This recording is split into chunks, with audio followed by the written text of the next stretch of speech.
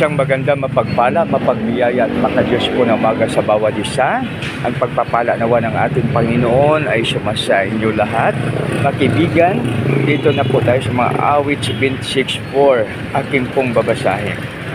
O Diyos, dakila ka, ikaw ay maringal, higit pa sa matatag na kabundukan.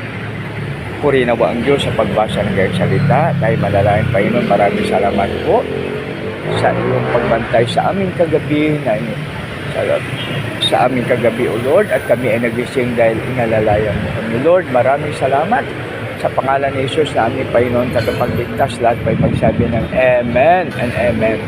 Mga kaibigan, walang matatag na matatag, kundi ang hari ng mahari, Diyos ng Diyos at Panginoon ang Panginoon. Pag tayo ay nasa Kanya, napakaganda. Kaya mga kaibigan, unahin natin God first every day, God first every morning, upang sa lahat ng ating mga gagawin, ang pagpapala ay nasa atin. Dahil siya ay matatag na matatag, matatag pa sa kabundukan.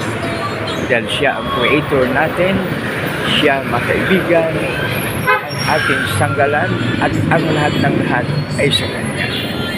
Pag wala tayo, Diyos pa rin siya. Subalit pag wala ang Diyos sa ating buhay, wala po tayong magagawa. Kaya makibigan, always God first. Pagising sa umaga, tayo po ay awit ng tatlong awitin: awit ng papuri, awit ng pagsamba, awit ng papasalamat, upang makibigan ang ating buhay ay ayon sa Kanyang gusto.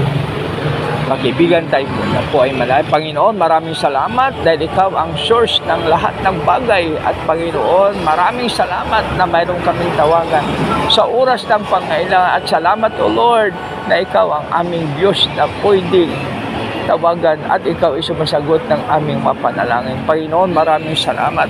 Sa iyo lamang ang kapurihan, kalwatian, sa pangalan ni Jesus na aming Panginoon pagligtas. Lahat ay magsabi ng Amen and Amen. Mga kaibigan, maraming salamat sa inyo. Maraming salamat, Ma'am and Sir, sa inyong pakikinig. God bless you all. Bye-bye.